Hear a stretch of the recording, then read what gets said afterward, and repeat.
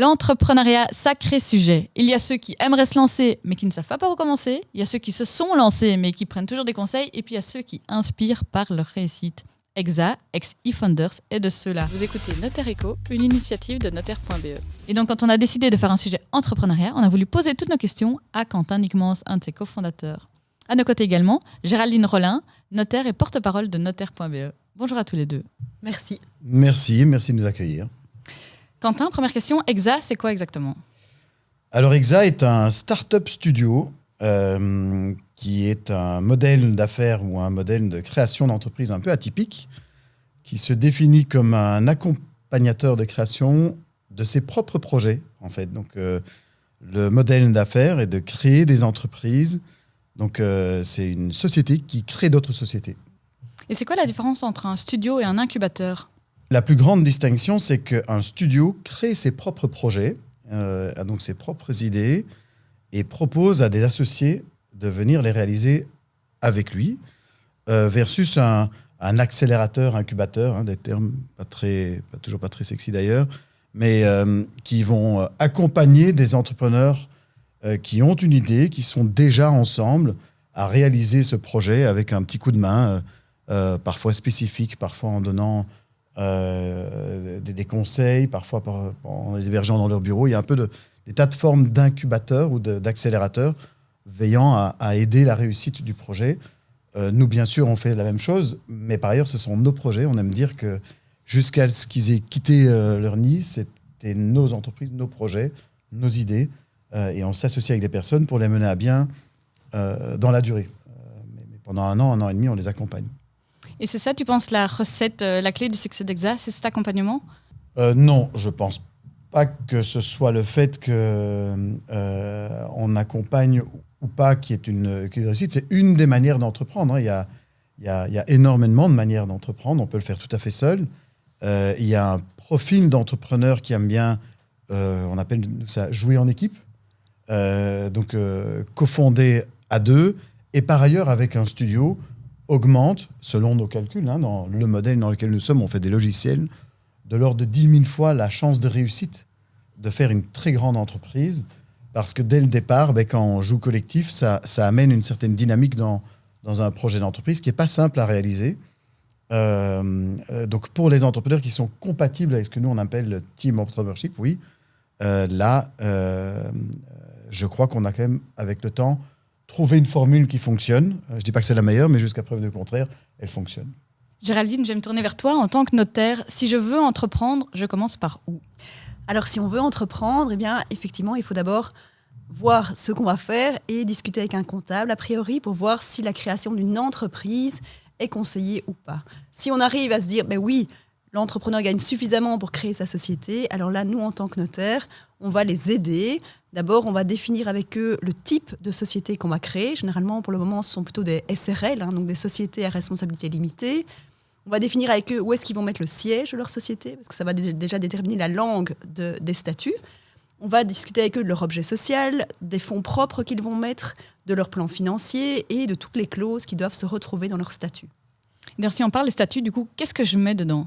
Alors, ce qu'on met dedans, c'est toutes les dispositions qui vont régir la vie de la société. Donc tout ça est repris dans l'acte notarié et donc on le fait sur mesure pour le client, un entrepreneur qui veut se lancer. Maintenant, il devra peut-être faire des changements dans ses statuts à l'avenir en fonction, par exemple, s'il veut faire des augmentations de capital, c'est sûr qu'on devra faire un nouvel acte par rapport à ça et voir si à ce moment-là, il faut changer certaines clauses comme la cession d'actions, faire un pacte d'actionnaires, ce genre de choses. Donc évidemment, les statuts vont évoluer avec le développement de l'activité. Et comment est-ce que je peux anticiper, comment est-ce que je peux prévoir quand même déjà à court terme sans devoir changer mes statuts, tout ce que je peux mettre dedans ? Alors, la chose qui est vraiment importante, c'est de bien prévoir dans son objet social les activités qu'on pourrait réaliser à l'avenir, même si pour le moment, ce n'est pas encore le cas. Donc, typiquement, moi, je conseille toujours de mettre une clause permettant des acquisitions immobilières, de faire des crédits, d'avoir des participations dans d'autres sociétés. Donc, ce sont des clauses qu'on essaie de toujours mettre dans l'objet social, en plus de l'activité spécifique qui va être menée par la personne qui crée sa société. Quentin, je reviens vers toi. C'est quoi les garde-fous qui font qu'on se dit « Ok, là, je démarre de manière solide » ? Je pense que la première chose qui est très importante quand, en tout cas moi, j'entreprends ou je conseille quelqu'un d'entreprendre, c'est s'assurer qu'on est bien entouré. Il y a certes, tu as cité un comptable. Je Je pense que c'est un garde-fou qui va simplement dire, écoute, avec l'argent que tu es capable d'injecter, avec le plan d'affaires qu'on projette, vas-tu savoir convaincre soit d'autres investisseurs de te rejoindre si c'est une activité très risquée, si c'est une activité un peu plus traditionnelle, est-ce que tu as tous les ingrédients nécessaires pour aller voir des banques, qui sont souvent quand même les premiers financiers dans une entreprise. Ensuite, il y a des conseillers mentors pour un entrepreneur qui peuvent être très importants. Il y a des gens qui en font une passion. Moi, je fais ça également à une certaine manière. En business angel, ça veut dire que j'aide certains entrepreneurs très tôt avec quelques niveaux d'investissement, mais c'est souvent également à des moments critiques, quelques conseils qui peuvent tomber. Très bien s'entourer comme associé également, si vous faites une activité qui demande une pluridisciplinarité de tâches à devoir réaliser, quelque chose qui... Il y en a qui sont très très bons commerciaux, mais qui ne sont pas bons à bien gérer comptablement, financièrement, tous les points. Donc, un peu veiller à bien s'entourer. Et donc, peut-être pour faire le lien avec la question que tu as posée avant sur l'acte notarié et les statuts, je pense que c'est un peu le rôle du notaire, surtout au départ, d'expliquer à un entrepreneur qui n'est pas censé toujours avoir été ingénieur commercial ou de gestion de formation, de savoir tout ce à quoi il doit penser, qu'il vaut mieux mettre dans les statuts. Également veiller à ce que ce qui est écrit dans les statuts, donc l'objet qui va lier plusieurs personnes, de bien comprendre ce que veulent dire les termes. Un droit de préemption, ça veut dire quoi ? Ça veut dire quoi ? Des minorités de blocage et des petites choses comme ça, qui sont des réflexes naturels qui existent dans le monde d'une société et qui doivent être compris dès le départ. C'est souvent un très bon point de départ pour des entreprises simples. D'ailleurs, exact, quand j'ai commencé avec mon associé Thibaut, on n'a eu que des statuts pendant les 5 premières années de notre entreprise, ce qui est même d'ailleurs exceptionnel parce qu'on a fait un long bout de parcours avec énormément de complexité. Mais fondamentalement, on savait quels étaient les droits de l'un et l'autre statutairement. Et c'est quand on a accueilli d'autres personnes au capital qu'on a gardé la coquille des statuts relativement simples et qu'on a amené beaucoup de complexité et d'arrangement dans un autre document qui existe quand l'entreprise devient plus complexe, qui s'appelle un pacte d'actionnaires, où il y a pas mal d'arrangements qui deviennent plutôt privés, sachant que les statuts, c'est toujours ce qui est opposable au tiers, ce qui est visible par tout le monde et qui reste la règle valable auprès de tout le monde qui pourrait contracter avec cette entreprise. Géraldine, je reviens vers toi. Alors, ce pacte d'actionnaires, je le crée quand et pourquoi ? Alors, le pacte d'actionnaires, il peut être créé dès qu'on est plusieurs actionnaires dans une société. Ça, c'est aux parties à voir quand est-ce qu'elles veulent le mettre en place. Mais c'est sûr qu'il faut y réfléchir assez vite parce que s'il y a des complications entre les actionnaires, ils seront très contents d'en avoir un. Et concrètement, qu'est-ce que je mets dedans ? Eh bien, on met des clauses de cession spécifiques, par exemple d'actions, de retrait d'une société aussi. Toutes des clauses qui ne concernent que les actionnaires et qui ne doivent pas être connues des tiers. On va revenir à Exa. Comment est-ce que vous avez constitué la société ? On repart au tout début. Comment est-ce que ça s'est passé ? Au départ, on a déjà décidé de créer une société à deux en se disant que c'est l'entreprise morale qui allait déterminer ce qu'on allait construire ensemble. Parce qu'on aurait très bien pu dire, on reste 2 individus, on crée des sociétés, on a la moitié des parts chacun dans une boîte et puis on verra comment ça tourne. Donc, créer une entité juridique permet de sceller et dire c'est cette entité juridique-là qui va détenir ce qu'on va créer ensemble. On a été voir un notaire. Comme je vous l'expliquais au départ, on était déjà entrepreneur, donc on connaissait quand même déjà pas mal les rouages de comment tout cela fonctionnait. Donc on n'a pas dû être très fortement éduqué par le notaire sur ce qui était nécessaire dans les statuts, etc. D'ailleurs, même pas dans le pacte d'actionnaires spécifiquement, parce qu'on avait chacun déjà connu tout cela.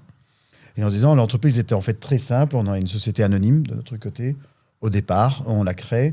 Et puis, bon an, mal an, on va voir où ça nous mène. Il faut aussi savoir que quand on a démarré Exa, on ne savait pas pour combien de temps on allait faire ce métier et combien de temps ça allait durer, dépendant du succès. Donc, la complexité, on l'intègre plutôt tard dans un projet pour faire cela quand ça vaut la peine.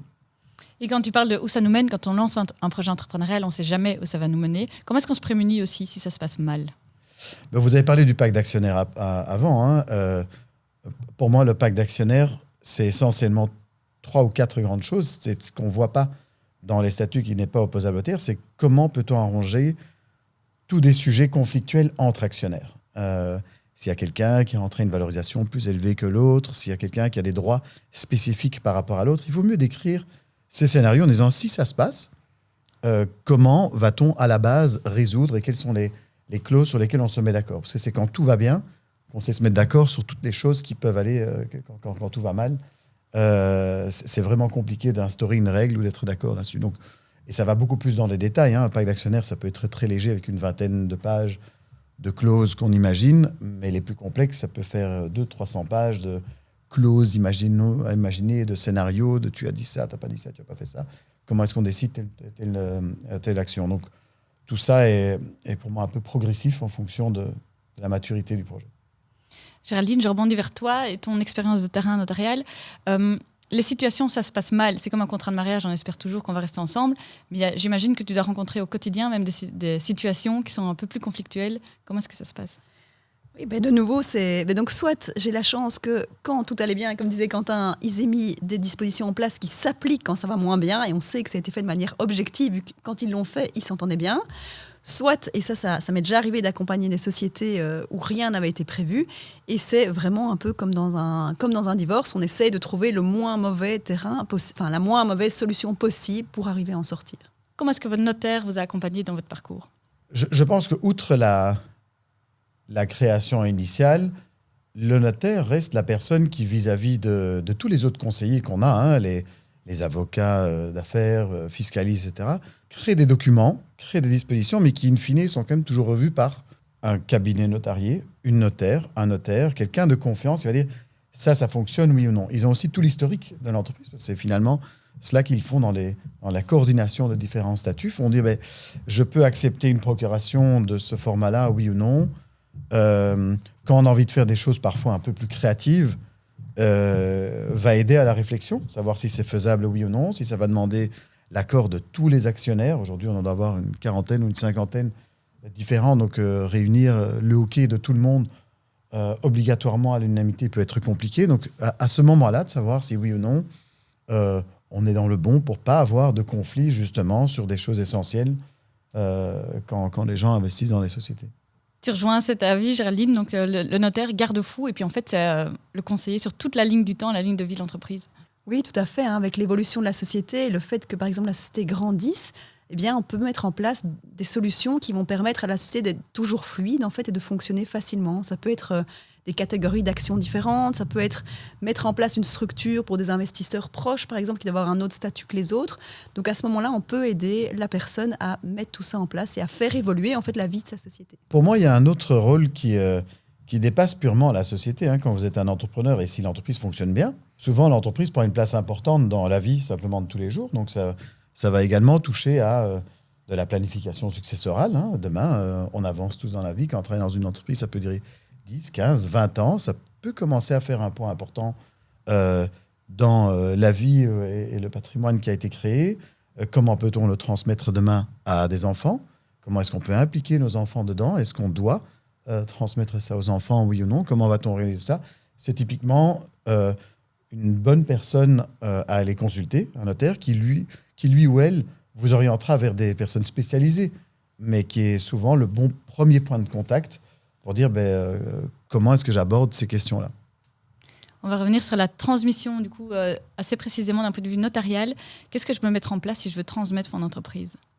Alors pour transmettre son entreprise, ça vaut la peine de le faire de son vivant pour éviter des droits de succession trop importants qui peuvent quand même monter jusqu'à 30% ou 27% même en ligne directe. Et il existe dans les 3 régions du pays un mécanisme de transmission d'entreprise à un taux de 0% en fait. Et pour ça, il y a des conditions spécifiques à réaliser tant au moment de la donation que des conditions de maintien par la suite, c'est-à-dire de maintenir son activité après la donation. Et donc dans les 3 régions du pays, on a des conditions différentes, mais qui peuvent être remplies quand même de manière assez simple quand il y a une vraie activité dans l'entreprise. Et donc là, ça veut dire que la personne qui va venir chez moi, qui va dire, voilà, moi j'ai par exemple arrêté de travailler, je veux transmettre tout ce qu'il y a dans ma société à mes enfants, eh bien on peut mettre en place cette transmission d'entreprise avec eux, avec les enfants qu'on rencontre à cette occasion. On peut aussi leur expliquer l'importance de cette société qui a été créée par le ou les parents et qui va être transmise. Donc c'est vraiment une démarche importante et c'est un peu la première fois où les enfants vont vraiment se dire « Ah oui, ça y est, on a un pied dans l'entreprise ». Donc ça vaut la peine de s'y préparer, ça vaut la peine de le faire de son vivant par donation parce que de toute façon, ce sera moins cher que de laisser les droits de succession s'appliquer au décès. si ce n'est pas prévu, pose un énorme problème. Parce que s'il faut payer 30% de la valeur de l'entreprise, c'est compliqué dans les 6 mois sans la vendre. Vous êtes vraiment dans un gros problème. Hein, ou alors l'entreprise elle est extrêmement rentable pour le coup. Mais c'est pour ça que ces taux favorables existent de transmission d'entreprise. C'est parce qu'évidemment, en Belgique, les différentes régions ont compris que pour préserver les entreprises, il faut les donner du vivant des entrepreneurs. C'est à ce moment-là qu'il faut agir et pas attendre les décès. Donc c'est pour ça que les taux sont tellement plus favorables pour donner les actions de sa société plutôt que d'attendre les décès. Et si on parle de transmission, pas à ses enfants, mais vous, donc chez EXA, une fois que les sociétés prennent leur autonomie, prennent leur envol, comment ça se passe ? Nous, on a un modèle pour cela assez rodé. Donc, quand on crée l'entreprise, on en est actionnaire pour 1/3 environ. Je simplifie parce que c'est toujours un peu plus complexe dans la réalité, mais on va avoir une idée, on va s'associer avec des personnes, on va supporter les coûts, on va aider pendant environ une période de 12 mois à avoir un projet qui devient société. Cette société, on va en disposer pour tout ce qu'on apporte et tout ce qu'on a financé environ 1/3. Ensuite, elle va accueillir des nouveaux actionnaires qui vont reprendre le relais financier, parce qu'on crée des startups, donc c'est des entreprises qui généralement ne sont pas rentables dès le premier jour. Ils viennent prendre le relais financier et nous, on va devenir un simple, ce qu'on appelle actionnaire passif, naturellement expérimenté et très aligné avec nos cofondateurs, mais on reste actionnaire et donc on va continuer à suivre ces entrepreneurs dans le cadre de réunions organisées au sein de ce qu'on appelle des boards ou des conseils d'administration très régulièrement pour savoir comment tout tourne. Et c'est aussi les instances qui nous permettent de contrôler que les cofondateurs avec qui on a co-créé ne font pas n'importe quoi avec l'argent des nouveaux actionnaires qui seront rentrés, qui auront investi dedans, et où une partie de notre patrimoine, parce qu'on aura travaillé pendant pas mal de temps pour créer ce projet-là. Et quand ça se passe mal, qu'est-ce que vous mettez en place ? Alors quand ça se passe mal, dans le monde des startups, c'est très atypique, mais c'est le moment où généralement on essaie d'aider le plus possible les entrepreneurs, parce que par destinée, en fait, un projet est voué à mourir dans le monde des startups. Statistiquement, c'est 1 sur 2 qui n'ira pas jusqu'au bout positivement. Et donc, c'est plutôt une instance de soutien auprès des cofondateurs. C'est aussi un métier très risqué. Donc, quand ça marche très fort, mais en général, on planifie que ça ne va pas trop marcher. Et donc, il faut être très rassurant parce que c'est prenant pour un entrepreneur d'avoir la responsabilité financière de plein d'actionnaires, d'avoir une équipe qui a été engagée et qui compte sur les salaires tous les mois. Et comme entrepreneur, dire je pense qu'on ne va pas y arriver. Comment est-ce qu'on planifie tout cela ?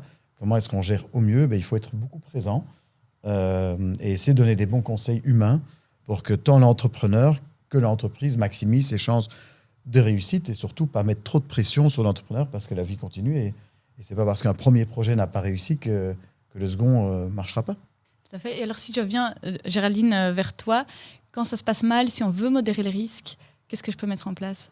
Et donc si ça se passe mal, rapidement après la constitution de la société, ceux qui vont porter une responsabilité plus importante sont les fondateurs qui ont l'obligation de faire un plan financier au moment de la constitution de la société qui doit tenir la route. Et c'est sûr que s'il y a une faillite rapide de la société et qu'il s'avère que le plan financier n'a pas été fait de manière correcte et réfléchie, eh bien là, il pourra avoir une responsabilité aggravée dans la faillite qui suit. C'est une responsabilité qui dure combien de temps ?